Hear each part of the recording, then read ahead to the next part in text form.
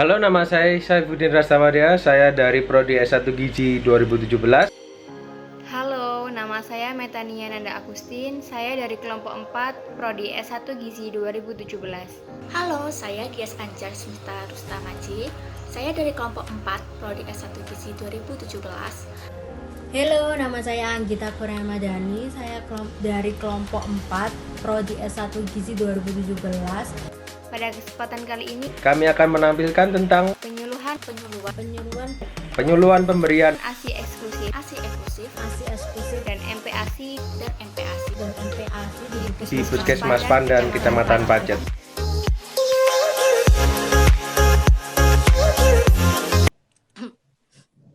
Assalamualaikum warahmatullahi wabarakatuh. Selamat siang Ibu-ibu. Salam sejahtera bagi kita semua. Alhamdulillahirrahmanirrahim, kita dapat berkumpul pada siang hari ini dalam acara penyuluhan pemberian ASI eksklusif dan MPASI di Puskesmas Pandan, Kecamatan Pacet dalam keadaan sehat walafiat. Marilah kita buka acara ini dengan baca basmalah bersama-sama. Bismillahirrahmanirrahim.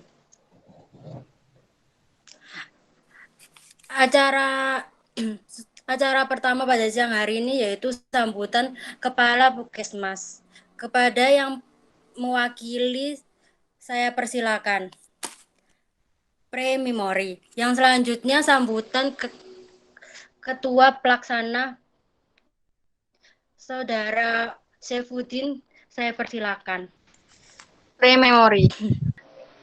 Acara selanjutnya yaitu pretest. Dimohon ibu-ibu membuka room chatnya untuk mengisi link Google pretest. Acara selanjutnya yaitu materi ASI eksklusif yang disampaikan oleh Saudara Meta. Saya persilakan. Assalamualaikum warahmatullahi wabarakatuh. Selamat siang ibu-ibu sekalian. Jadi pertama yaitu materi tentang ASI eksklusif. Di ASI sendiri itu definisinya adalah suatu makanan yang mengandung nutrisi yang baik untuk anak dan dapat menyokong pertumbuhan dan perkembangan bayi. Kemudian berdasarkan dari rekomendasi WHO itu disarankan bahwa bayi itu harus diberikan ASI minimal sampai 6 bulan. Kemudian setelah itu diberikan MPASI yang seimbang dan pemberian ASI dapat dilanjutkan sampai bayi berumur 2 tahun. Selanjutnya apa sih yang membuat ASI itu sangat direkomendasikan untuk anak bayi sampai harus benar-benar memakan ASI itu selama 6 bulan eksklusif? Mari kita lihat kandungan ASI-nya. Jadi, kandungan ASI sendiri itu 88,1% itu mengandung air. Kemudian selanjutnya mengandung laktosa sebanyak 7%, mengandung lemak sebanyak 3,8%, dan mengandung protein sebanyak 0,9%. Kemudian juga mengandung zat antiinfeksi. Hal ini juga sangat penting. Selain itu juga mengandung zat-zat lain. Zat-zat lain ini dapat diasumsikan seperti antibodi dan enzim-enzim lainnya. Kemudian pertumbuhan kandungan ASI. Jadi ASI yang sudah diperah kemudian diendapkan itu akan ada dua sket. Yang pertama itu yang paling bawah itu yang warna bening itu bernama formil. Dia ini encer dan kaya akan protein. Jadi ketika anak bayi haus itu makan formilik ini yang sangat dibutuhkan oleh anak bayi. Jadi sebagai makanan pembuka untuk menghilangkan rasa haus pada anak bayi. Kemudian yang milk ini itu kaya akan lemak. Kemudian dia itu kental dan berwarna putih. Jadi ini milk ini sebagai makanan utama untuk mengenyangkan anak bayi. Kemudian bagaimana sih cara kita menyimpan ASI perah itu? Jadi cara menyimpan ASI kita harus menyiapkan botol, kemudian botol kaca, kemudian kita kasih keterangan label tanggal dan jamnya. Setelah itu kita bisa simpan di kulkas atau di cool box atau di freezer, tergantung kita butuhnya sampai kapan. Selanjutnya daya tahan ASI perah. Jadi ASI perah itu ketika ASInya segar yang baru diperah, kemudian dia disimpan di suhu ruang, itu dia akan bertahan selama 4 jam. Ini yang paling optimal, yaitu 4 jam. Jadi sebenarnya sampai 8 jam pun itu masih dapat dikatakan itu masih bagus, tapi harus dicatat bahwa lingkungannya itu harus bersih dan juga harus benar-benar bersih gitu lah. Kemudian ASI yang beku kemudian dicairkan, dia itu akan bertahan di suhu ruang selama 4 jam.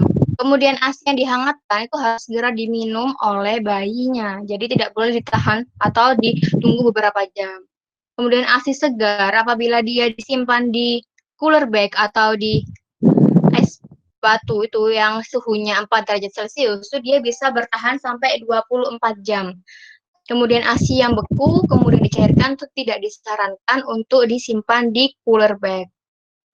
Kemudian ASI segar yang disimpan di lemari es dengan suhu 0 sampai 4 derajat Celcius itu bisa bertahan sampai 3 hari. Itu yang optimal itu sampai 3 hari. Tapi dia juga dapat dikatakan bagus sampai 8 hari dengan catatan kondisi atau lingkungan penyimpanan tersebut harus sangat bersih. Kemudian ASI beku yang sudah dicairkan juga dapat bertahan di lemari es selama 24 jam. Lebih dari itu tidak diketahui amannya seperti apa. Kemudian untuk ASI segar yang disimpan di freezer yang satu pintu dengan suhu negatif 15 derajat Celcius itu bisa bertahan selama 2 minggu. Kemudian untuk yang disimpan di freezer dengan 2 pintu itu dapat bertahan selama 3 bulan. Itu yang paling optimal selama 3 bulan, tapi dapat dikatakan bisa diberikan kepada anak juga sampai 6 bulan, tetapi catatan lagi harus dalam kondisi yang bersih. Kemudian untuk yang penyimpanan di freezer tunggal seperti freezer yang khusus untuk penyimpanan es batu itu seperti itu dapat bertahan sampai 6 bulan dan 12 bulan. Kemudian ASI beku yang sudah dicairkan itu tidak boleh dibekukan lagi, dan juga ASI yang dihangatkan itu tidak boleh dibekukan. Selanjutnya, mari kita bahas seputar fakta dan mitos terkait ASI eksklusif. Pertama, mitos-mitos yang berkembang di kalangan ibu-ibu sekalian itu tentang ASI bisa berbahaya jika ibunya sakit. Bayi akan tertular penyakit yang sama melalui ASI. Itu merupakan suatu mitos ya ibu-ibu. Jadi faktanya ketika ibu sakit, ibu itu akan mengeluarkan zat kekebalan tubuh yang juga bakal disalurkan kepada bayi sehingga bayi tidak akan merasakan sakit seperti itu. Jadi kita masih bisa memberikan ASI kepada bayi ketika kita sedang sakit.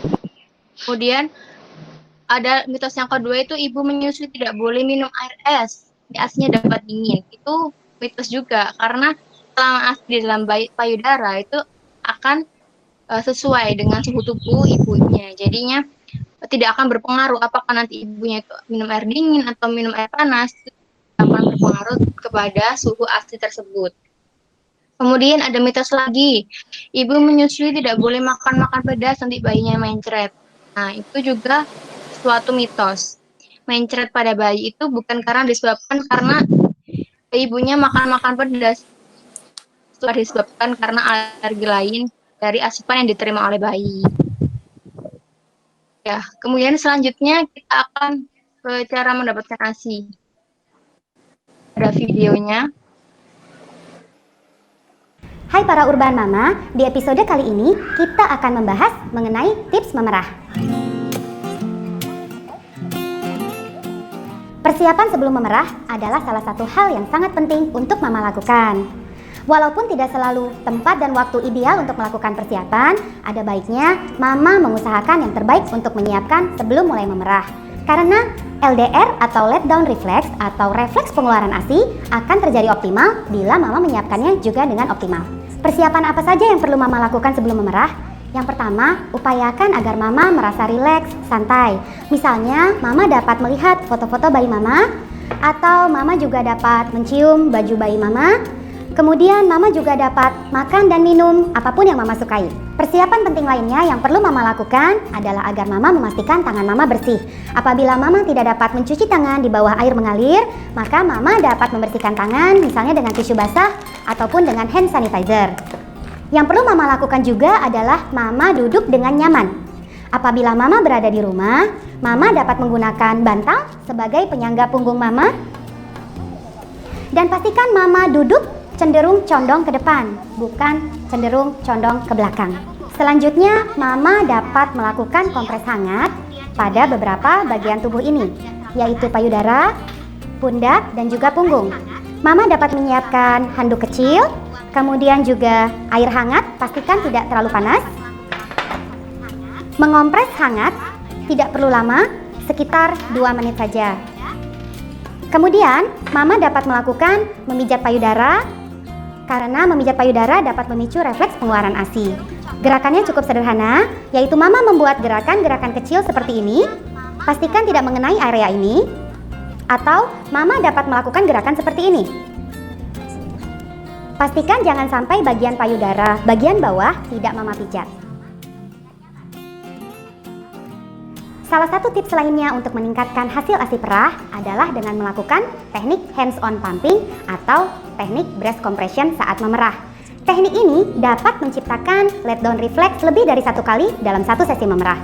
Caranya, saat Mama sedang memerah, tangan Mama yang satunya lagi melakukan penekanan pada payudara.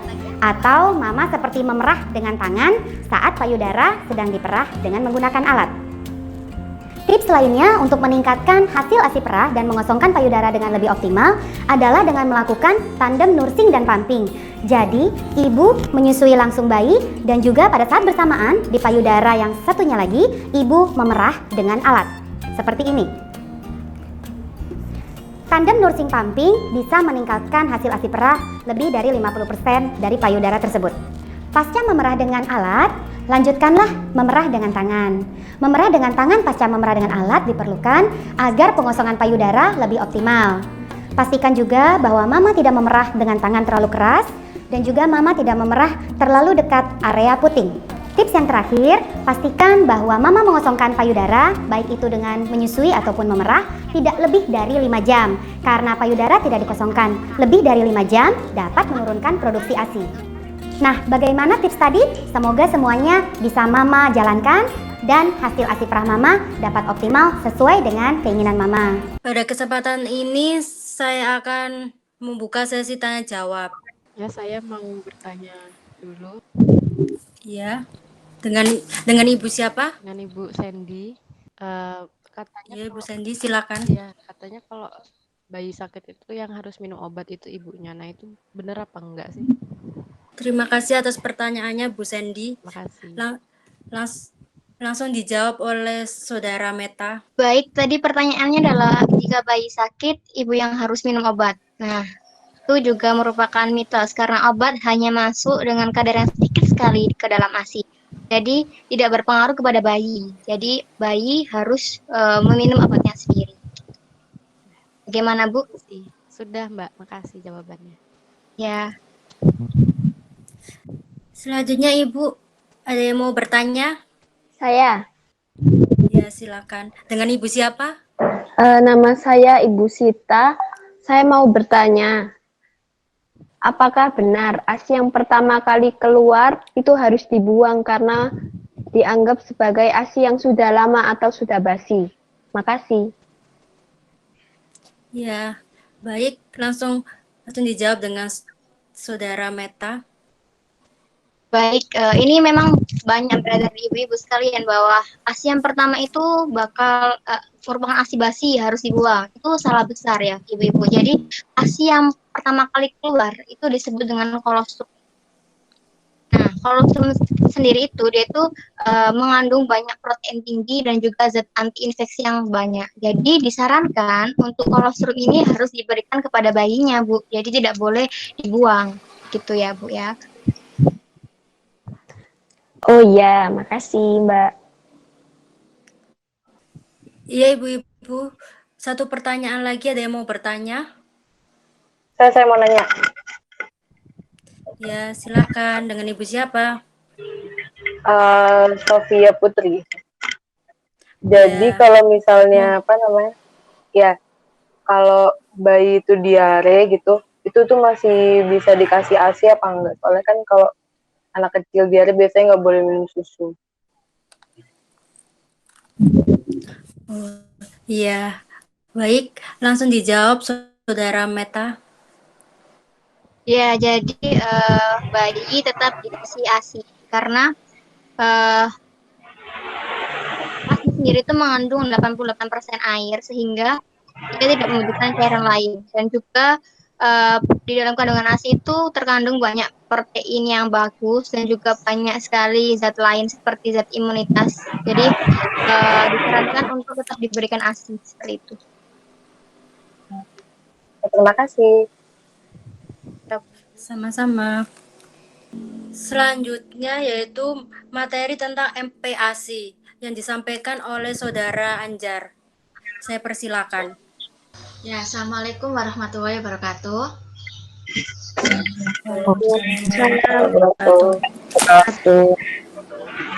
Saya akan mempresentasikan tentang MPASI. Apa sih MPASI itu? MPASI adalah makanan bayi yang menyertai pemberian ASI. Nah, MPASI ini itu diberikan bayi saat bayi berumur 6 bulan dan bisa juga kurang dari 6 bulan jika bayi mengalami gangguan kesehatan dan harus dianjurkan oleh dokter. Lalu saat MPASI adalah yang pertama harus tepat waktu, yang kedua harus adekuat, yang ketiga harus aman dan higienis, serta diberikan secara responsif. Maksud dari responsif ini sendiri adalah MPASI itu harus diberikan secara konsisten sesuai dengan sinyal lapar atau kenyang dari anak. Lalu gimana sih pemberian ASI yang baik dan benar itu? Pemberian ASI yang baik untuk anak yang berumur 6 bulan itu diberikan sebanyak 2 kali sehari dengan jumlah 2-3 sendok makan dan teksturnya harus purel. Lalu untuk bayi yang berumur 6-9 bulan diberikan sebanyak 2-3 kali sehari makanan pokok serta 1-2 kali sehari selingan dengan jumlahnya setengah mangkuk atau biasa juga 250 ml, teksturnya juga masih purel. Lalu untuk bayi berumur 9-12 bulan diberikan MPASI diberikan sebanyak 3-4 kali sehari untuk makan pokoknya serta untuk selingannya diberikan sebanyak 1-2 kali sehari dengan jumlah setengah mangkuk atau 250 ml dan tekstur MPASI mince. Lalu untuk bayi berumur 12-24 bulan bayi diberikan MPASI makan pokok sebanyak 3-4 kali sehari. Untuk makan selingannya juga sama, 1-2 kali sehari dengan jumlah 3/4 mangkuk atau biasanya 250 ml dengan tekstur makanan keluarga yang dihaluskan. Lalu fakta dan mitos yang biasanya ada di masyarakat sekitar. Yang pertama, MPASI pertama yang diberikan harus buah-buahan atau sayuran atau sereal atau karbo, itu mitos. Faktanya itu, menurut WHO, sumber energi dari MPASI bisa didapat dari makanan pokok di daerah masing-masing seperti nasi, kentang, atau umbi-umbian. Jadi nggak harus beras gitu. Tetapi karbo saja itu tidak cukup untuk memenuhi kebutuhan zat gizi, sehingga harus dikombinasi dengan lainnya seperti sayur, protein hewani, protein nabati, seperti itu. Lalu untuk mitos yang kedua, MPASI yang di blender gizinya berkurang. Itu mitos. Karena perubahan tekstur makanan dengan blender itu tidak mempengaruhi gizi dari makanan tersebut. Tidak akan mengubahnya gitu. Lalu apakah benar MPASI masuk kulkas bikin masuk angin? Itu mitos. Karena MPASI setelah masuk kulkas akan dihangatkan lagi. Apakah benar kenalkan sayur dahulu baru buah? Itu juga termasuk mitos. Karena sayur dan buah dapat diperkenalkan bersama-sama. Dan tidak terbukti juga mengenalkan buah terlebih dahulu mempersulit penerimaan sayur. Sekian presentasi dari saya. Apakah ibu-ibu ada yang kurang paham?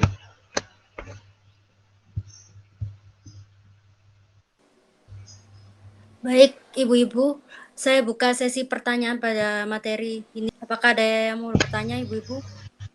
Saya. Ya, dengan ibu siapa? Saya Ibu. Pakai namaku apa nama sing tak isi ning Google Form? Terserah. Saya Ibu Fitri. Saya Ibu Fitri. Iya, dengan ibu Fitri. Saya mau bertanya. Kan ada yang bilang kalau hati itu nggak boleh dikasihin ke bayi. Soalnya hati itu kan tempatnya filtrasi racun. Berarti kan banyak racunnya. Bener ya? Nggak boleh dikasihin ke bayi. Ya, ya. Pertanyaan ini akan dijawab langsung dengan Saudara Anjar. Itu termasuk mitos, Bu. Karena faktanya hati itu aman untuk dikonsumsi bayi karena mengandung zat besi yang tinggi bagi bayi. Ya. Makasih, Mbak. Ya, sama-sama. Selanjutnya, ibu-ibu ada yang mau bertanya lagi?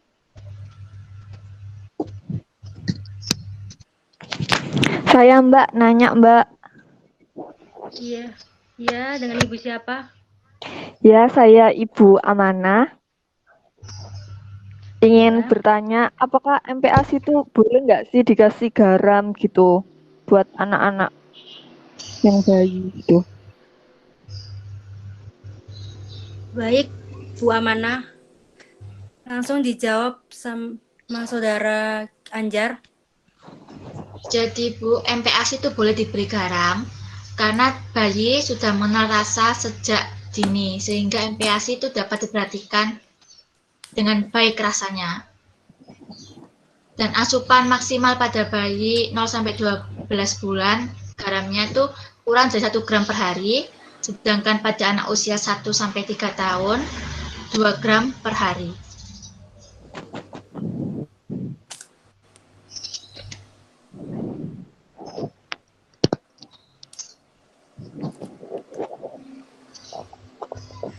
Sudah jelas, Bu Amanah? Oh, jadi seperti itu ya Mbak. Terima kasih ya Mbak. Iya, sama-sama Bu. Iya, sama-sama.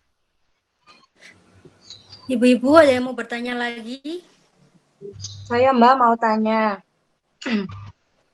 Ya, dengan ibu siapa? Ibu Maika. Ya. Itu Mbak. Apakah benar sih anak yang belum tumbuh gigi itu tidak boleh diberikan makanan yang bertekstur?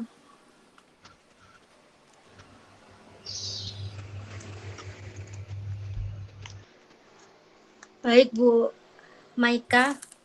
Langsung dijawab oleh Saudara Anjar. Itu mitos, Bu. Karena faktanya, anak itu memiliki periode emas untuk belajar makan seperti belajar mengunyah dan menelan. Jadi anak dapat mengolah makanan lunak juga tanpa gigi.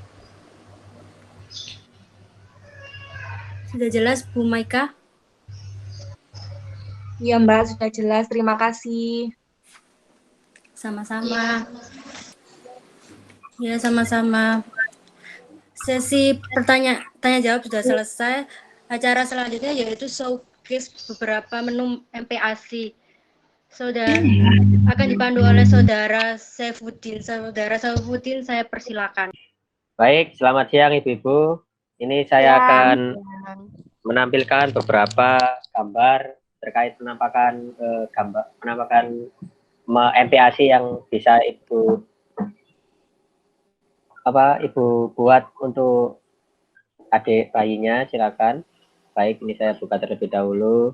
Baik, yang pertama adalah bubur kacang hijau. Nah, bubur kacang hijau ini bukan seperti bubur kacang hijau yang dijual orang keliling yang banyak gulanya dan mutiaranya dan sebagainya ya. Jadi cara membuat bubur susu dari kacang hijau ini, bahan-bahannya bisa dicatat Ibu. Yang pertama ada 100 gram tepung beras.